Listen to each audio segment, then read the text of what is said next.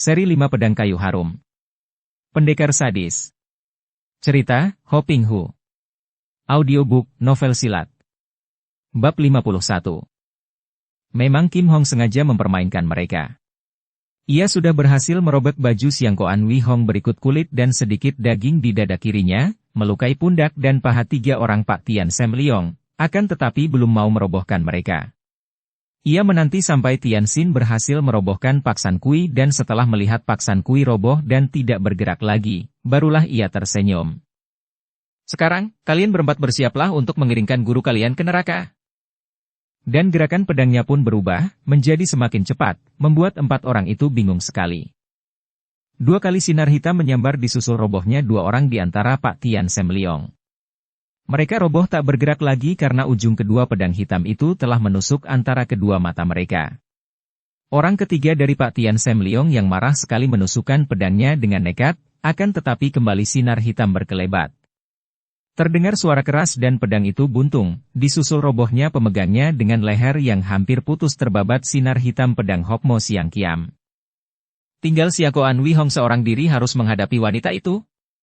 Pemuda ini menjadi pucat mukanya.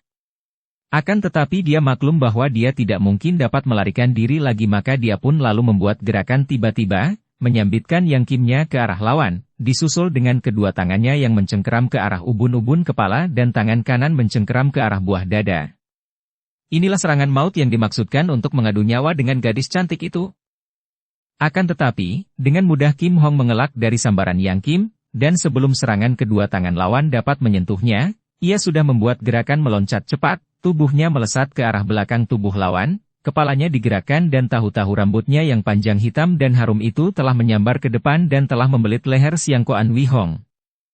Bukan belitan mesra dari rambut harum itu seperti yang dibayangkan oleh Siang Koan Wee Hong, melainkan belitan yang amat kuat, melebihi kuatnya lilitan seekor ular dan rambut itu telah mencekik leher. Siang Koan Wee Hong terkejut dan otomatis kedua tangannya bergerak ke leher untuk melepaskan belitan itu. Akan tetapi tiba-tiba Kim Hong memutar kepalanya dan tubuh Siang Koan Wee Hong terangkat dan terbawa putaran itu, diputar beberapa kali dengan amat kuat. Tubuh Siang Koan Wee Hong melayang ke arah Tian Xin. Tubuh itu sudah lemas karena belitan rambut tadi membuatnya tidak dapat bernapas, maka ketika Tian Xin menyambutnya dengan tamparan, Siang Koan Wee Hong yang sudah setengah mati itu tidak mampu mengelak lagi. Prak! Tubuh pemuda itu terbanting dan seperti juga ayahnya, kepalanya retak oleh tamparan Tian Xin dan dia pun tewas tak jauh dari mayat ayahnya. Mereka kini saling berhadapan, saling pandang di bawah penerangan sinar lampu redup depan pondok itu. Mayat 5 orang itu berserakan. Kim Hong, mari kita pergi dari sini, kalau ketahuan pasukan penjaga kita repot juga. Kim Hong memotong kata-kata Tian Xin dan meloncat pergi, disusul oleh Tian Xin. Baru setelah sinar matahari pagi menciptakan warna indah cerah di ufuk timur dan mereka telah tiba jauh sekali dari kota Taigoan, mereka berhenti. Pagi itu cerah dan indah sekali, secerah hati Tian Xin. Lenyaplah semua perasaan kesepian, lenyaplah semua perasaan nelangsa, terganti sinar kegembiraan memenuhi hatinya, walaupun kegembiraan ini kadang-kadang menyuram oleh bayangan betapa gadis ini pernah berciuman dengan mesra bersama Siang Koan Wee Hong. Mereka berhenti di padang rumput, jauh dari dusun-dusun. Hanya burung-burung yang menyambut keindahan pagi dengan nyanyian mereka sajalah yang menemani mereka di tempat sunyi itu. Tidak nampak seorang pun manusia lain di sekitarnya. Kim Hong, kata Tian Xin yang sejak tadi menahan-nahan perasaan hatinya untuk mengajukan pertanyaan-pertanyaan yang menyesak di dada, karena ketika mereka berlari-lari tadi, Kim Hong seolah-olah hendak mengajaknya berlumba. Sekarang aku minta penjelasan darimu. Kim Hong tersenyum, menggunakan sapu tangan sutera hijau untuk menghapus keringat dari leher dan dahinya, kemudian ia menggunakan sapu tangan itu untuk dikebut-kebutkan ke atas rumput di bawahnya. Titik-titik embun yang menempel pada ujung-ujung rumput itu, seperti juga keringatnya tadi, tersapu bersih dan setelah sebagian rumput itu kering, ia pun lalu menjatuhkan diri duduk di atas rumput yang sudah tidak basah itu, sambil tersenyum. Penjelasan apa lagi? Tanyanya sambil mengerling dan Tian Xin melihat betapa kerling mata dan senyum itu mengandung perpaduan antara ejekan dan rangsangan. Tian Xin mengerutkan alisnya, rasa cemburu memanaskan dadanya dan dia menjadi tidak sabaran. Dia pun menjatuhkan diri duduk di atas rumput, tidak peduli bahwa celananya menjadi basah oleh embun yang memandikan rumput-rumput hijau. Penjelasan banyak hal. Kenapa engkau meninggalkan aku pergi tanpa pamit? Kemudian, mengapa engkau melindungi Siang Koan Wee Hong ketika aku menyerangnya? Dan kenapa engkau bersekutu dengan Pak San Kui dan kemudian engkau membalik melawan mereka dan membantuku? Dan kenapa engkau membiarkan dirimu dirayu dan dicium oleh Siang Koan Wee Hong? Mendengar semua pertanyaan itu, Kim Hong tersenyum dan memandang kepada Tian Xin seperti pandang mata seorang dewasa memandang anak-anak yang nakal dan ingin digodanya. Kemudian ia mencabut sebatang rumput dan menggigit-gigit rumput itu di antara giginya yang berderet rapi dan putih seperti deretan mutiara, di antara bibirnya yang merah membasah dan tersenyum simpul itu. Tian Xin, engkau ini seorang pendekar yang berilmu tinggi, akan tetapi jalan pikiranmu masih begitu picik dan tumpul. Kalau engkau tidak mengerti mengapa aku meninggalkanmu, biarlah engkau tinggal tolol dan aku tidak mau memberitahukan kepadamu. Akan tetapi yang lain-lain dapat kujelaskan. Aku mendahuluimu ke Taigoan, aku hendak menyelidiki keadaan Pak San Kui yang kau sohorkan hebat itu. Aku sengaja mendekati Siang Koan Wee Hong dan ketika aku sedang menyelidiki, lalu muncul engkau yang hendak merusak penyelidikanku dengan menyerang Siang Koan Wee Hong. Tentu saja aku mencegahmu. Aku sengaja bersekutu dengan Pak San Kui untuk menyelidiki keadaannya dan melihat keadaan mereka amat kuat, didukung oleh pasukan penjaga keamanan Taigoan, mana mungkin engkau mampu mengalahkannya. Maka ketika engkau menyerangnya dan aku melindunginya, engkau lari dan diam-diam aku membayangimu, tahu bahwa engkau tinggal di pondok itu. Aku lalu mengajak mereka untuk menyerbu tanpa bantuan pasukan. Nah, setelah Pak San Kui dan putranya dan 3 orang muridnya menyerbu, bukankah hal itu yang kau tunggu-tunggu? Tian Xin melongo, lalu menggerakkan tangan hendak memegang lengan gadis itu, akan tetapi Kim Hong mengelak. Kim Hong, maafkan aku. Kiranya engkau melakukan semua itu untuk membantuku.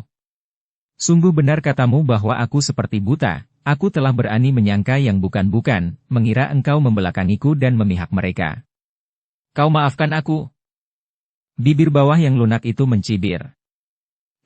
Untuk kesalahpengertian itu aku tidak perlu memaafkanmu karena memang sebaiknya kalau engkau salah mengerti agar penyelidikanku menjadi sempurna. Kim Hong, kalau engkau tidak menyesal, mengapa engkau menjauhkan diri? Sungguh aku tidak mengerti. Apa saja yang kau mengerti kecuali membunuh orang? Kim Hong mengejek. Kim Hong, aku minta kepadamu, jangan kau biarkan aku dalam kebingungan, jelaskanlah mengapa engkau meninggalkan aku dan mengapa pula engkau membiarkan dirimu dirayu oleh Siang Koan Wee Hong. Tiba-tiba sepasang mata itu berkilat dan alis itu berkerut. Cheng Tian Xin, karena engkau mendesak, aku akan memberitahu. Akan tetapi kalau sesudah ini engkau tidak minta ampun kepadaku, jangan harap aku akan sudi bertemu muka denganmu lagi. Dengarlah baik-baik. Engkau telah menghinaku, engkau telah meremehkan perasaanku dengan mencium So Qianling di depan mataku. Itulah sebabnya maka aku meninggalkanmu. Dan engkau melihat aku membiarkan diri berciuman dan berpelukan dengan pria lain, tidak peduli siapapun pria itu? Karena aku sengaja melakukannya untuk membalas dendam kepadamu. Aku tahu engkau membayangi kami dan aku ingin engkau melihatnya. Nah, aku sudah memberi penjelasan.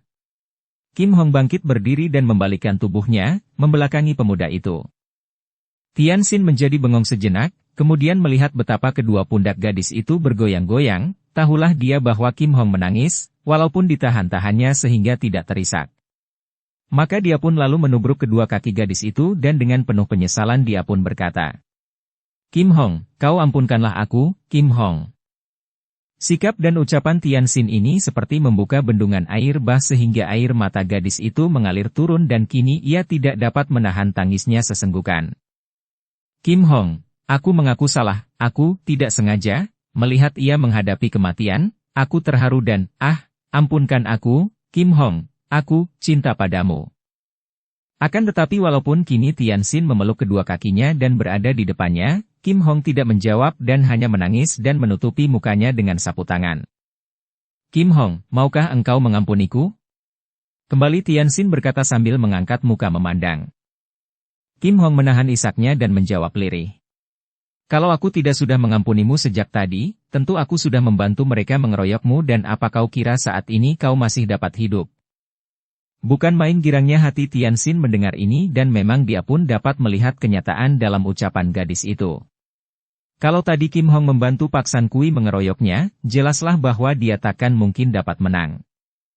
Menghadapi Pak San Kui seorang saja, dia hanya menang setingkat, juga demikian kalau dia melawan Kim Hong maka kalau Pak San Kui dibantu Kim Hong menyerangnya, sudah jelas dia akan kalah. Apalagi di situ masih ada Pak Tian Sem Leong dan Siang Koan Wi Hong. Belum lagi diingat bahwa tanpa bantuan Kim Hong, tentu dia telah dikurung oleh ratusan orang pasukan penjaga. Tidak, betapapun lihainya, dia tidak mungkin dapat meloloskan diri dan sekarang tentu sudah menjadi mayat seperti Pak San Kui dan murid-muridnya. Terima kasih Kim Hong, terima kasih. Sungguh aku yang tolol, dan aku amat cinta padamu. Kim Hong, apakah engkau juga cinta kepadaku? Kim Hong menjatuhkan diri berlutut, berhadapan dengan pemuda itu. Tolol, kalau aku tidak cinta padamu, apa kau kira aku sudi menyerahkan diri tempo hari? Kalau aku dikalahkan oleh pria yang tidak kucinta, apa sukarnya bagiku untuk membunuh diri? Kim Hong. Mereka berpelukan, saling dekap dan saling cium dengan penuh kemesraan, dengan panas karena di situ mereka mencurahkan semua kerinduan hati mereka yang mereka tahan-tahan selama ini. Mereka tidak mempedulikan lagi rumput basah air embun, bahkan rumput-rumput itu menjadi tilam pencurahan kasih asmara mereka di tempat sunyi itu. Mereka lupa akan segala dan tinggal di padang rumput itu sampai 2 hari 2 malam, setiap saat hanya bermain cinta, saling mencurahkan cinta berahi yang seolah-olah tidak pernah mengenal puas. Sanggama, perbuatan yang dilakukan oleh pria dan wanita, adalah sesuatu yang amat indah, sesuatu yang tidak terelakkan, sesuatu yang wajar, sesuatu yang mengandung kenikmatan lahir batin, sesuatu yang menjadi hal yang terutama dalam hubungan antara pria dan wanita di dunia ini. Juga merupakan suatu perbuatan yang suci, karena di dalamnya terkandung kemujizatan besar, yaitu perkembangbiakan manusia, penciptaan manusia di dalam rahim ibunya. Sungguh sayang bahwa sejak ribuan tahun, hal itu malah dianggap sebagai sesuatu yang harus dirahasiakan, sesuatu yang bahkan dianggap tidak pantas untuk dibicarakan, terutama sekali kepada anak-anak, kepada calon-calon manusia yang pada waktunya tidak akan terbebas daripada perbuatan itu pula. Sementara bahkan ada pandangan orang-orang yang belum mengerti atau yang munafik, atau yang pura-pura mengerti, bahwa sanggama adalah suatu hal yang kotor untuk dibicarakan. Mengapakah kita tidak berani mengungkap peristiwa ini, perbuatan ini, bahkan banyak yang menganggapnya sebagai pantangan dan sebagai pelanggaran susila kalau membicarakannya? Mengapa? Apakah karena disitulah tersembunyi rahasia kelemahan kita, sesuatu yang membuat kita tidak berdaya, sesuatu yang menghancurkan seluruh gambaran dari si, aku? Ataukah karena begitu syaratnya kata sanggama atau seks dengan hal-hal yang dianggap memalukan dan tidak pantas maka kata itu, penggambaran tentang itu dianggap tidak layak dikemukakan kepada kita yang berbudaya, yang sopan, yang bersusila? Mengapa kita begitu munafiknya sehingga untuk membicarakan kita merasa malu, walaupun tidak seorang pun di antara kita yang tidak melakukannya? Membicarakan malu, akan tetapi melakukannya, walaupun dengan sembunyi-sembunyi, tidak. Bukankah ini munafik namanya? Memang, seperti juga orang makan, kalau sanggama dilakukan orang hanya untuk sekedar mengejar kesenangan belaka, hal itu dapat saja menjadi sesuatu yang tidak sehat dan buruk. Orang yang memasukkan sesuatu ke dalam perutnya melalui mulut, kalau hanya terdorong oleh nafsu keinginan belaka, bukan tidak mungkin makan, lalu menjadi sesuatu yang buruk dan mungkin menimbulkan bermacam-macam penyakit. Demikian pula dengan sanggama, kalau dilakukan hanya untuk menuruti nafsu keinginan, maka yang ada hanyalah nafsu berahi semata dan hal ini menimbulkan bermacam keburukan seperti pelacuran, perjinahan, perkosaan dan sebagainya. Akan tetapi, kalau sanggama dilakukan dengan dasar cinta kasih, sebagai tuntutan lahir batin yang wajar, maka hubungan sanggama merupakan hubungan puncak yang paling indah dan suci bagi pria dan wanita yang saling mencinta. Penumpahan rasa sayang, rasa cinta, rasa bersatu, yang amat agung. Perbuatan apapun yang dilakukan manusia, termasuk terutama sekali sanggama, kalau dilakukan dengan dasar cinta kasih, maka perbuatan itu adalah benar, bersih, sehat, dan indah. Indah sekali. Karena perbuatan antara dua orang manusia itu dilakukan dengan penuh kesadaran, dengan penuh kerelaan, tidak terdapat sedikitpun kekerasan, di situ yang ada hanya kemesraan dan dorongan untuk saling membahagiakan. Saling membahagiakan. Inilah sanggama yang dilakukan dengan dasar saling mencinta. Bukan mencari kenikmatan melalui partnernya, sama sekali tidak. Bahkan kenikmatan itu datang karena membahagiakan partnernya. Inilah sanggama yang benar karena cinta kasih tidak akan ada selama diri sendiri ingin senang sendiri. Sayang sekali kalau hal yang teramat penting ini dilupakan orang. Sekali lagi perlu kita semua ingat bahwa sanggama hanyalah suci dan bersih apabila dilakukan orang atas dasar cinta kasih. Tanpa adanya cinta kasih maka hal itu bisa saja terperosok kepada perbuatan maksiat yang kotor. Pada hakikatnya, semua pengejaran kesenangan adalah sesuatu yang kotor karena di situ terkandung kekerasan dalam usaha untuk mencapai apa yang dikejar, yaitu kesenangan tadi. Jadi, perlulah bagi anak-anak kita untuk semenjak kecil sudah mengetahui dengan jelas bahwa sanggama adalah hubungan yang paling mesra antara dua orang laki-laki dan wanita yang saling mencinta. Dukung channel Novel Silat dengan subscribe, follow, like, komen dan share. Saling mencinta. Dan bukan hanya saling tertarik oleh keadaan lahiriah belaka, seperti wajah cantik atau tampan, kedudukan, kepandaian, harta benda dan sebagainya. Perlu anak-anak kita mengetahui bahwa hubungan itu adalah hubungan yang suci, yang mengandung kemujizatan terciptanya manusia baru dan sumber perkembangbiakan manusia. Cabul? Mudah saja orang mempergunakan kata ini untuk dijadikan dalih penutup kemunafikannya. Semacam keranjang sampah untuk mencoba mengalihkan pandangan sendiri terhadap kekotoran sendiri yang masih mengeram di dalam batin. Kecabulan bukanlah terletak di luar, bukan melekat di dalam kata maupun perbuatan, melainkan di dalam lubuk hati. Cabulkah orang melukis wanita telanjang? Jangan dinilai dari lukisannya melainkan dijenguk dasar lubuk hati si pelukis yang kadang-kadang memang ternyata di dalam lukisannya. Kalau di waktu melukis batinnya membayangkan kecabulan, maka cabullah pelukis itu. Cabulkah orang yang menonton gambar wanita telanjang? Tergantung pula dari keadaan batin si penonton gambar itu. Baru cabul namanya kalau di waktu menonton dia menggambarkan hal-hal yang cabul tentunya. Seorang mahasiswa kedokteran yang sedang mempelajari ilmu anatomi dan memandang gambar orang telanjang, belajar dengan tekun, tentu tidak melihat kecabulan apapun. Kecabulan timbul dari pikiran. Pikiran yang mengenang-enang pengalaman-pengalaman yang nikmat, baik pengalaman sendiri maupun pengalaman orang lain lewat buku-buku dan cerita-cerita, pikiran membayang-bayangkan semua kenikmatan itu sehingga timbullah keinginan, timbullah nafsu berahi tanpa adanya cinta kasih, dan nafsu berahi tanpa cinta kasih inilah kecabulan. Keinginan untuk memperoleh kenikmatan inilah yang menciptakan berbagai macam akal, demi mencapai kenikmatan sebanyak mungkin seperti yang dibayang-bayangkan oleh pikiran, oleh si, aku, yang selalu ingin menyelam ke dalam kesenangan. Dan pengejaran kesenangan ini menimbulkan segala macam cara dan inilah sumber kecabulan. Juga kekerasan, juga kemaksiatan, juga kejahatan. Jadi jelaslah bahwa seks itu sendiri bukanlah sesuatu yang cabul. Cabul tidaknya sesuatu itu tergantung dari dasar batin orang yang menonjolkannya atau juga dasar batin orang yang memandangnya.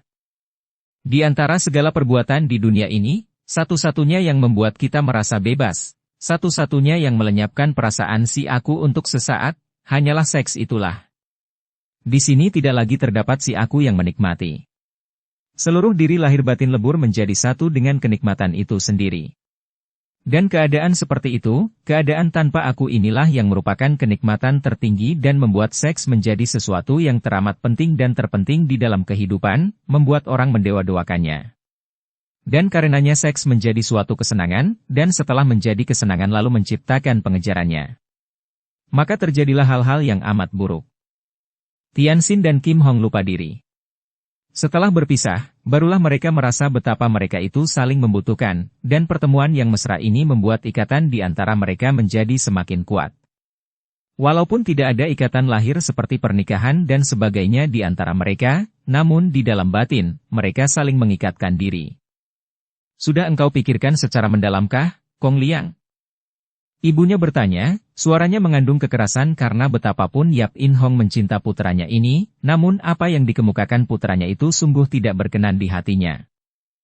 Engkau harus ingat bahwa engkau adalah putra ketua Chin Ling Pai. Ibu, apakah ibu hendak menonjolkan kedudukan di sini? Putranya membantah. Chia Kong Liang sudah berusia 24 tahun, sudah lebih dari dewasa dan pandangannya sudah luas walaupun dia mewarisi kekerasan hati ibunya. Bukan begitu maksudku, Liang Ji. Aku tidak menonjolkan kedudukan ayahmu, melainkan hendak mengingatkanmu bahwa ayahmu seorang pendekar besar. Ibumu pun sejak muda adalah seorang pendekar dan engkau tentu maklum pendirian seorang pendekar, yaitu menentang kejahatan. Dan engkau tentu maklum pula siapa adanya Tung Haisian bin Motu itu? Engkau tentu sudah mendengar perkumpulan macam apa yang disebut Mo Kiampang yang diketuai dan didirikan oleh Tung Haisian itu, menguasai seluruh dunia perbajakan. Akan tetapi, Ibu, yang saya cinta dan yang saya ingin agar menjadi jodohku bukanlah Tung Haisian, melainkan Nona bin Biao. Pemuda itu bicara penuh semangat, akan tetapi dia bertemu pandang dengan ayahnya dan sadar bahwa dia bicara terlalu keras kepada ibunya, maka disambungnya dengan suara halus. Ibu, aku tahu bahwa Tung Haisian adalah seorang datuk golongan sesat yang menguasai dunia timur. Akan tetapi ketika aku menjadi tamu di sana, aku melihat benar bahwa sikap dan wataknya sama sekali tidak membayangkan seorang yang berhati jahat. Kecuali itu, aku sama sekali tidak peduli akan keadaan orang tuanya, karena apakah kita harus menilai seseorang dari keadaan orang tuanya, Ibu? Betapapun juga, orang tua dan keluarga tidak mungkin dikesampingkan begitu saja, anakku. Aku tidak melarang, tidak menentang, hanya minta kebijaksanaanmu. Chia Bun Hou tidak dapat mendiamkan saja putranya dan istrinya berbantahan seperti itu. Dia menarik napas panjang dan berkata, "Sudahlah. Setiap pendapat tentu saja didasari oleh perhitungan-perhitungan yang kesemuanya mengandung kebenaran, akan tetapi betapapun juga, pendapat akan bertemu dengan pendapat lain dan terjadilah perselisihan dan kalau sudah begitu, maka keduanya menjadi tidak benar lagi. Isteriku, betapapun tepat semua pendirianmu tadi, namun kita harus selalu ingat bahwa suatu perjodohan adalah urusan yang sepenuhnya mengenai diri dua orang yang bersangkutan itu sendiri. Percampur tanganan orang lain, biar orang tua sendiri sekalipun, biasanya tidak menguntungkan dan hanya menimbulkan penyesalan di kemudian hari. Harap kau ingat akan hal ini." Tentu saja Yap In Hong ingat benar akan hal itu. Bukankah perjodohannya sendiri dengan suaminya itu pun mengalami hal-hal yang menimbulkan penyesalan, bahkan membuat suaminya itu terpaksa berpisah dari orang tua selama bertahun-tahun karena orang tua suaminya tidak menyetujui perjodohan suaminya dengannya. Ia tahu benar akan hal ini, tahu bahwa sebenarnya ia tidak berhak menentang kehendak putranya yang telah jatuh cinta kepada putri Tung Haisian. Akan tetapi ia adalah seorang ibu, seorang wanita, dan betapa sukarnya menerima kenyataan yang amat berlawanan dengan keinginan hatinya itu. Maka, mendengar ucapan suaminya yang tak dapat dibantah lagi kebenarannya itu, ia hanya menundukkan mukanya dan matanya menjadi basah. Melihat ini, Bun Hou merasa kasihan kepada istrinya. Mereka sudah mulai tua, sudah mendekati 60 tahun.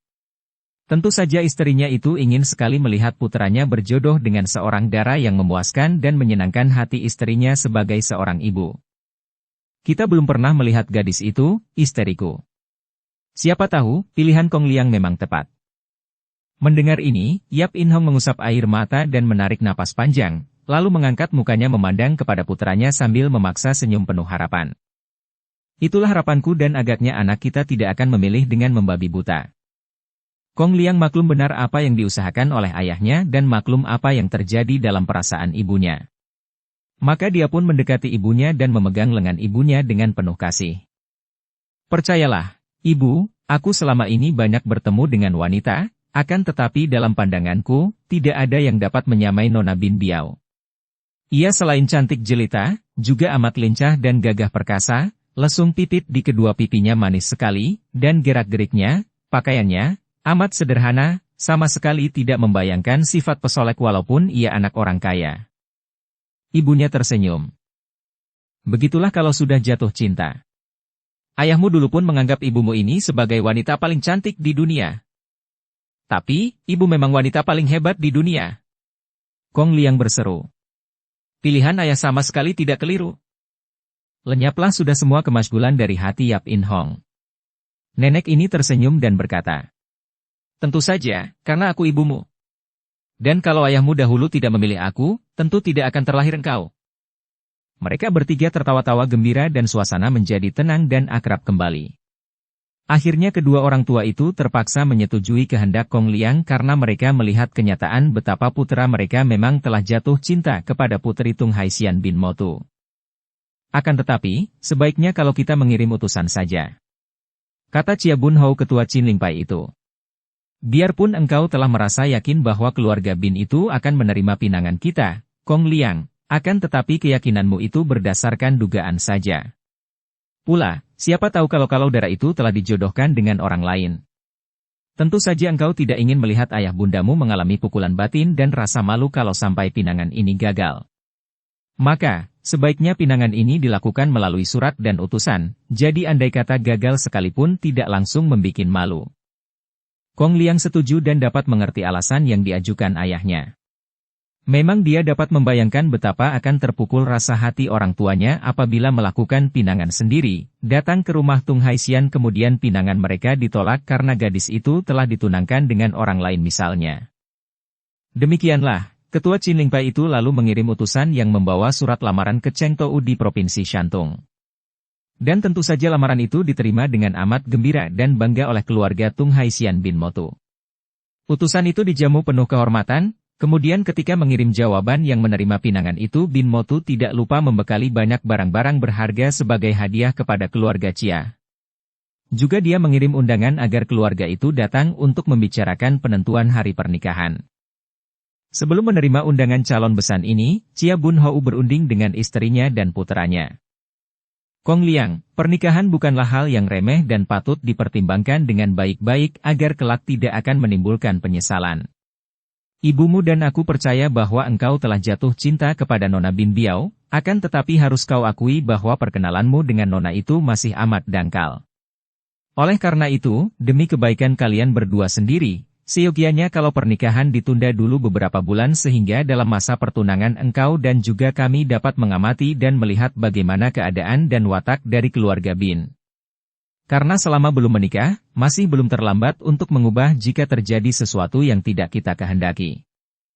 Kong Liang menyetujui pendapat ayahnya, dan pada hari yang ditentukan, berangkatlah mereka menuju ke Cheng Tou memenuhi undangan Bin Motu yang dalam kesempatan itu sekalian mengundang hampir semua tokoh Kang Ou karena dia hendak mengumumkan pertunangan puterinya dengan putra Qin Lingpai dan tentu saja dalam kesempatan ini dia yang merasa bangga sekali itu memperoleh kesempatan untuk menikmati kebanggaannya. Pada hari yang ditentukan itu, suasana dalam rumah gedung keluarga Tung Haisian bin Motu sungguh amat meriah. Rumah gedung besar itu dihias dengan indah, dan semua anak buahnya, yaitu para anggota Mokiampang, perkumpulan pedang setan, nampak sibuk sekali. Tamu-tamu berdatangan dari segenap penjuru, diterima oleh murid-murid kepala atau tokoh-tokoh Mokiampang yang mewakili pihak tuan rumah. Sementara itu, keluarga Bin Motu sendiri sibuk melayani keluarga Chia yang sudah lebih dulu datang dan terjadi pertemuan ramah tamah di dalam gedung, di mana keluarga Chia disambut penuh kehormatan, keramahan dan kegembiraan. Tung Haisian bin Motu merasa amat berbahagia dan bangga. Hal ini tidaklah mengherankan. Dia adalah seorang Jepang, biarpun keturunan samurai sekalipun, namun tetap merupakan seorang asing, orang Jepang yang selalu dianggap rendah oleh orang Han, dianggap sebagai pelarian, sebagai bangsa biadab dan digolongkan sebagai bangsa bajak dan perampok. Dan betapapun juga, tidak dapat diingkari bahwa dia merupakan seorang datuk golongan hitam, seorang tokoh besar di antara dunia penjahat yang biasanya dipandang rendah dan dimusuhi oleh para pendekar. Dan sekarang, dia hendak berbesan dengan ketua Qin Lingpai, sebuah partai persilatan besar yang disegani. Putri tunggalnya ternyata berjodoh dengan putra tunggal ketua Qin Lingpai. Tentu saja hal ini merupakan penghormatan besar sekali baginya dan akan mengangkat namanya ke tempat tinggi dalam pandangan dunia Kang Ou dan para pendekar. Karena itu, biarpun pesta yang diadakan itu hanya untuk merayakan pertunangan, bukan pernikahan, namun dia mengerahkan harta bendanya untuk membuat pesta yang besar dan meriah sekali, dan mengirim undangan ke segenap pelosok. Semua tokoh besar dari semua kalangan, baik itu merupakan kaum Liok Lim, Kang Ou atau kaum pendekar, dikirimi undangan. Maka, pada hari yang telah ditentukan, tempat tinggal keluarga Tung Haisian bin Motu atau nama aslinya Minamoto itu dibanjiri tamu dari berbagai golongan. Bukan hanya gedung yang memiliki ruangan depan amat luas itu yang penuh, bahkan di pekarangan depan yang lebih luas lagi yang kini dibangun atap darurat, penuh dengan para tamu. Minuman berlimpahan disuguhkan berikut kuih-kuih ringan sebelum hidangan dikeluarkan dan tempat itu amat berisik dengan suara para tamu yang bercakap-cakap sendiri antara teman semeja. Suara berisik para tamu ini bahkan mengatasi suara musik yang sejak tadi pagi telah dibunyikan oleh rombongan musik. Semua wajah nampak gembira seperti biasa nampak dalam pesta perayaan seperti itu, di mana para tamu bergembira karena minuman yang memasuki perut dan mendapat kesempatan bertemu dengan teman-teman dan kenalan-kenalan yang duduk semeja. Kelompok memilih kelompok dan setiap pendatang baru mengangkat muka melihat-lihat untuk mencari kelompoknya sendiri-sendiri, atau mencari orang-orang yang mereka kenal baik. Dengan wajah penuh senyum, mata bersinar-sinar dan muka berseri-seri, Bin Motu sendiri sudah keluar ke tempat kehormatan di atas panggung, mengiringkan tamu kehormatan, yaitu keluarga Chia. Untuk keperluan ini, Bin Motu tidak melupakan asal-usulnya dan dia mengenakan pakaian tradisional Jepang, dengan jubah lebar dan sandal jepit berhak tinggi dan tebal. Kepalanya yang agak botak itu licin, rambutnya digelung ke atas dan dihias dengan tusuk konde emas permata. Pedang samurainya tergantung di pinggang, dengan sarung pedang berukir dan berwarna-warni seperti juga pakaiannya. Dia nampak gagah sekali dan ketika berjalan, tubuhnya yang pendek tegap itu berlenggang seperti langkah seekor harimau. Istrinya yang pertama berjalan bersama dengan istri kedua, yaitu wanita Korea yang menjadi ibu kandung Bin Biao. Hanya istri pertama dan istri kedua inilah yang hadir secara resmi, sedangkan belasan istrinya yang lain sibuk di dapur, kemudian mereka pun muncul di pinggiran. Bagaimanapun juga, Bin Motu merasa sungkan untuk menonjolkan belasan orang selirnya itu. Istrinya yang tertua sudah berusia hampir 60 tahun, juga seorang wanita Jepang yang pendek. Akan tetapi istrinya yang kedua, ibu kandung Bin Biao, merupakan seorang wanita berusia kurang lebih 40 tahun, bertubuh tinggi semampai dengan pakaian yang khas Korea masih nampak cantik. Bin Biao sendiri berjalan bersama ibunya. Dara ini nampak cantik jelita dan manis sekali, juga gagah. Karena perayaan pertunangan itu tidak diadakan upacara resmi, maka ia pun berpakaian sebagai seorang pendekar wanita bangsahan, walaupun rambutnya sama dengan gelung rambut ibunya, yaitu gelung rambut seorang putri bangsa Korea, dengan tusuk konde yang panjang melintang ke kanan kiri dihias ronce-ronce yang indah. Untung bahwa Dara ini memiliki bentuk tubuh menurun ibunya, tidak seperti ayahnya. Tubuhnya ramping dan biarpun ia menjadi tokoh utama dalam pesta itu karena pesta itu untuk hari pertunangannya, namun pakaiannya yang indah itu tidak terlalu menyolok, bahkan mukanya tidak dibedak terlalu tebal dan juga tidak memakai gincu dan pemerah pipi. Memang tidak perlu, karena kedua pipinya sudah merah dan segar membasah. Dara ini memang manis sekali dan dalam pertemuannya dengan calon mantu ini, diam-diam Yap In Hong sendiri pun merasa puas. Suami istri pendekar dari Chin Ling San itu sendiri, yang menjadi tamu-tamu kehormatan, menjadi pusat perhatian orang. Pendekar Chia Bun Hou, ketua Chin Ling Pai itu biarpun usianya sudah 60 tahun namun masih nampak gagah dan jauh lebih muda daripada usia yang sebenarnya. Pakaiannya sederhana berwarna abu-abu dan nampak berwibawa walaupun wajahnya tersenyum ramah dan langkahnya tegap. Dia tidak nampak membawa senjata. Akan tetapi pedang Hong Chukiam pada saat itu menjadi sabuk atau ikat pinggangnya. Istrinya, Yap In Hong, yang usianya sudah hampir 60 tahun itu, juga berpakaian sederhana dan nyonya tua ini juga masih nampak gesit dan pada tubuhnya, bertangan kosong pula dan sepasang matanya amat tajam. Dibandingkan dengan ayah bundanya Chia Kong Liang berpakaian lebih mewah dan rapi. Di punggungnya nampak gagang pedang dan langkahnya tegap. Dadanya yang bidang itu agak membusung dan sepintas selalu nampak bahwa pemuda ini mempunyai sikap yang agak tinggi hati. Betapapun juga, harus diakui bahwa dia adalah seorang pemuda yang tampan dan gagah, tidak mengecewakan menjadi putra tunggal ketua Chin Ling Pai. Tempat pesta sudah penuh tamu dari berbagai kalangan. Memang sudah disediakan tempat yang bertingkat-tingkat, sesuai dengan kedudukan dan tingkat para tamu. Di barisan pertama nampak duduk wakil-wakil dari partai persilatan besar dan perkumpulan-perkumpulan Kang Ou dan Liok Lim, juga tokoh-tokoh besar dari dunia persilatan. Semua tempat sudah penuh, dan yang paling ramai dan riuh adalah bagian terbelakang di mana berkumpul orang-orang muda yang termasuk tingkatan paling rendah, yaitu murid-murid atau anggota-anggota dari berbagai perkumpulan silat. Juga tamu umum yang tidak begitu menonjol dalam dunia persilatan kebagian tempat di sini sehingga tempat itu penuh dengan orang-orang berbagai golongan yang tak saling mengenal. Ketika Tung Haisian bin Motu bangkit dan menjura ke arah suami istri yang menjadi besannya itu dia berjalan ke tepi panggung menghadapi semua tamunya, maka suara yang berisik pun perlahan-lahan berhenti. Tuan rumah yang bertubuh pendek tegap ini berdiri dengan kedua kaki terpentang dan dia mengangkat kedua tangannya ke atas memberi isyarat agar para tamu tenang dan bahwa dia minta perhatian. Setelah suasana menjadi sunyi, barulah kakek pendek ini mengeluarkan suaranya yang terdengar lantang, tegas, namun dengan nada suara yang agak kaku dengan lidah asingnya itu. Saudara sekalian yang terhormat dan yang gagah perkasa. Kami berterima kasih sekali bahwa Cui telah memenuhi undangan kami dan kami merasa bergembira bahwa hari ini kita dapat berkumpul dalam suasana gembira. Seperti Cui telah ketahui, pesta ini dirayakan untuk menyambut hari pertunangan anak kami, yaitu Bin Biao, yang dijodohkan dengan Chia Kong Liang, putra tunggal dari ketua Qin Ling Pai, yang terhormat saudara Chia Bun Hou dan istrinya.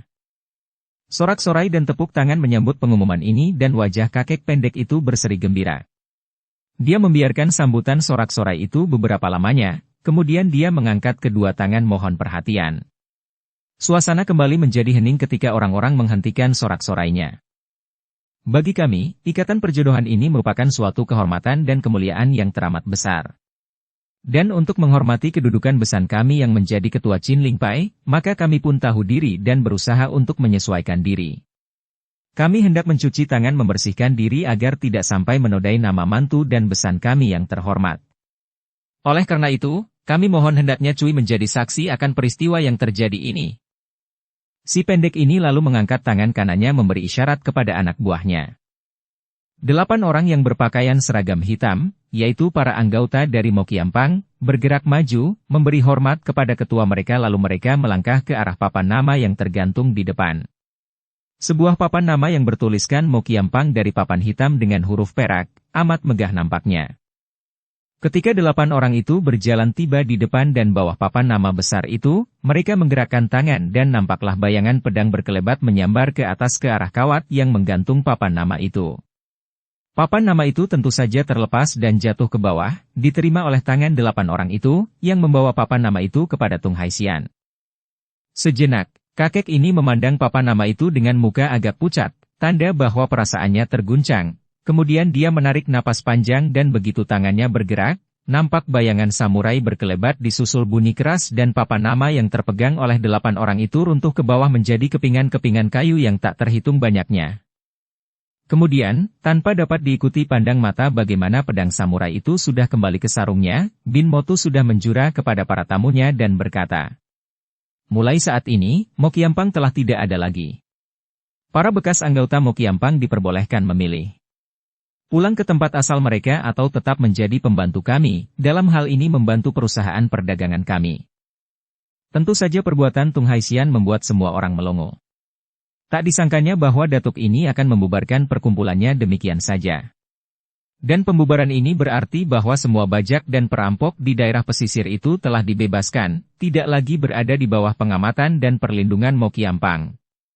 Sungguh merupakan peristiwa besar yang mengejutkan, baik pihak kaum sesat maupun kaum pendekar.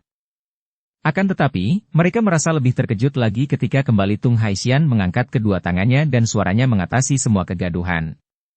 Harap Cui suka mendengarkan sebuah pengumuman lagi dari kami. Semua orang memandang dan suasana menjadi sunyi. Cui yang terhormat, mulai detik ini, bukan hanya Mokiampang yang bubar, akan tetapi juga tidak ada lagi sebutan Tung Haisian, tidak ada sebutan Datuk Dunia Timur. Mulai saat ini, saya hanyalah seorang saudagar biasa saja yang bernama Bin Motu. Saya mencuci tangan dan melepaskan diri dari dunia Kang Ou. Pengumuman ini sungguh mengejutkan semua orang. Orang bisa saja membubarkan perkumpulan, akan tetapi mana mungkin meninggalkan julukan dan nama besar sebagai Datuk Dunia Timur.